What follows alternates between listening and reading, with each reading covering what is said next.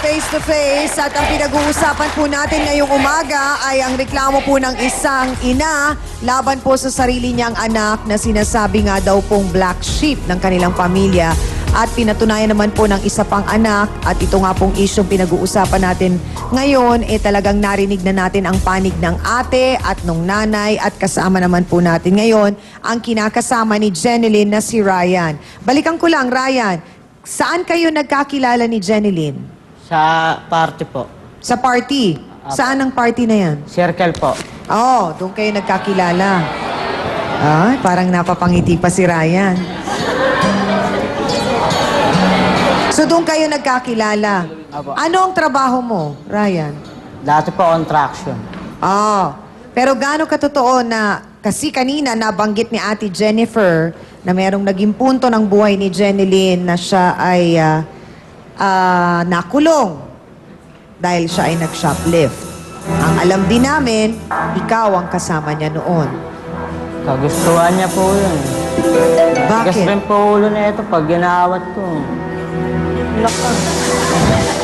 Ano eh. Oh, Ako pa nagturo sa'yo? Sinisi mo pa ako? Malaban. bakit? Sino bang nagturo? Sino ba nagturo? Kanino bang idea na nakawin ng tsokolate na yon? Sa barkada. Oh. Para ano? Hindi, para ano, Jeneline? Biruan May lang. anak na kayo noon? Wala pa? Wala pa. Biruan lang. Paano nagsimula yung biruan na yon, Ryan? Sabi niya po saan, doon lang po ako sa labas. Sa labas ng ano? Grocery. Ng grocery. Sama ka nga eh, sa labas ka pa. Siya lookout. Siya, ikaw ang lookout. Oh. Lookout ka pa. Bakit ka pumayag na, bakit ka pumayag, Ryan? Ay, alam mo, hindi tama yun. Enjoy lang kayo, ganun. Naman naman eh. Oh. Pagka inaawat ko po siya. Oh. Nag-uusap ba kayong dalawa? Nangaawat. Inaaway ka. Ha? Naaway kita? Baka ako ang inaaway mo.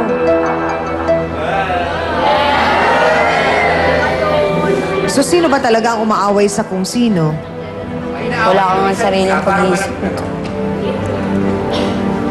Nagsasama pa rin kayo ngayon? Apo. Oh. Ha? Hindi na ho. Oh. Sa ngayon. Magkaiba sila ng Kakauwi ko sagot. lang po kahapon. Sabi niya, hindi na. Yung isa naman, oo. Ano ba, Hindi Ryan? niya, oo. Kakauwi ko lang po kahapon sa bahay namin. Ano ba ang madalas na pinag-aawayan ninyo ni Ryan? Sige nga, unawain natin. Sige. Nag-aayaw mo ba na doon kayo nakatira sa bahay ng nanay niya?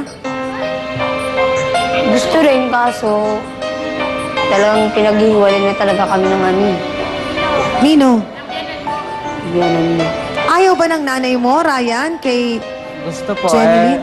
Ang Oh. gusto lang po ng magulang ko na Ako daw magtrabaho. magbugas, plato. Ako daw ang magtrabaho kaysa kanya. Kaisama ba sa bahay? makisama sa bahay. Nakikisama po ko. Naghugas ka ng plato? Hindi, wala. Maghuhugas ako ng plato, sasabihin, wag na ako na aagawin yung panghugas ng pinggan. Oh. Kaya hindi na ako tumutulong. Kasi sinasalbahay ako eh. Amin na, akin na, wag ka nang tumulong. Ganun. Kung may unawa po siya, may ano po yung airmat ko eh, may asthma po. Oh. Kung may kusang palo siya, dapat siya na lang. Yung gagalaw. Hindi. So ang sinasabi mo, Ryan, hindi nagkukusa sa gawaing bahay si Jeneline, kaya nagagalit ang mga magulang mo. May mga kusa? Wala sa ulog eh. Tayo nagkaaway niya. Doon ka na lang kaya sa kabila. Oh, nag-aaway na yung dalawa. Sandali, dapat daw doon na sa puti si Ryan at mag-isa na lang si Jeneline. Mukhang kaya naman daw niyang mag-isa. Mga kasausawan, alam po ninyo sa lahat ng mga issues na tinatalakay namin dito sa Face to Face, isa lang po ang gusto naming lahat, ang magkaintindihan at tuluyan pong magkasundo-sundo ang ating mga bisita. Kaya naman po, sa pagkakataon na ito, inaanyayahan natin ang ating pong mahal na trio tagapayo para makausap po sila ng harapan. At sana nga po ay magkaroon ng kurot po sa kanilang mga puso ang sasabihin po sa kanila.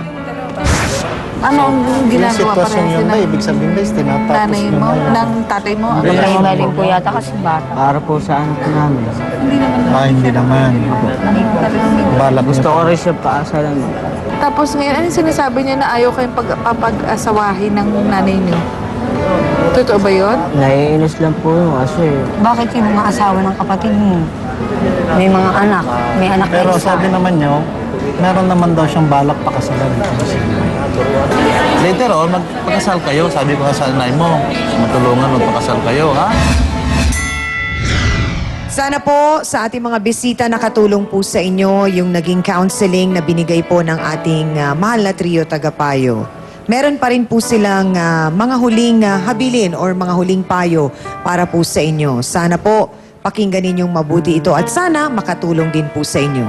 Simulan ko po kay Attorney Acosta. Sa kalagayan itong ating mga bisita sa ngayon, problema ng pamilya ang kanilang hinaharap.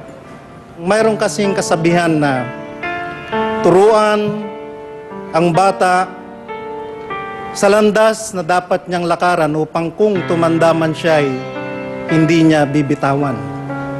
Ibig sabihin, napakahalaga na sa musmos na gulang ng mga bata ay atin nang maipasok sa kanilang puso at damdamin ang pagmamahal, ang tamang disiplina, upang ito ang maging ehemplo ng kanilang pamumuhay kung sila'y lumaki. Sa kalagayan ng pamilyang ito ay nakita natin yung pagkukulang na yon. Subalit, hindi ko sila hinuhusgahan, hindi pa huli para sa kanila, na gawin niyaon sapagkat ang sabi nga ay habang may buhay ay may pag-asa. Sa kalagayan ni Jeneline, ikaw Jeneline ay isa ka ng magulang ngayon, sana tumimo sa iyong puso, tumimo sa iyong damdamin, yung sinabi kong turuan mo ang iyong mga anak sa landas na dapat nilang lakaran. Kaya't kung ano man ang naging pagkakamali na nakikita mong naging pagkakamali ng mga magulang mo, hindi ito katwiran upang ito naman ang lakaran mo sa pagdisiplina sa iyong mga anak. Marami pong salamat, Attorney Benedicto Acosta.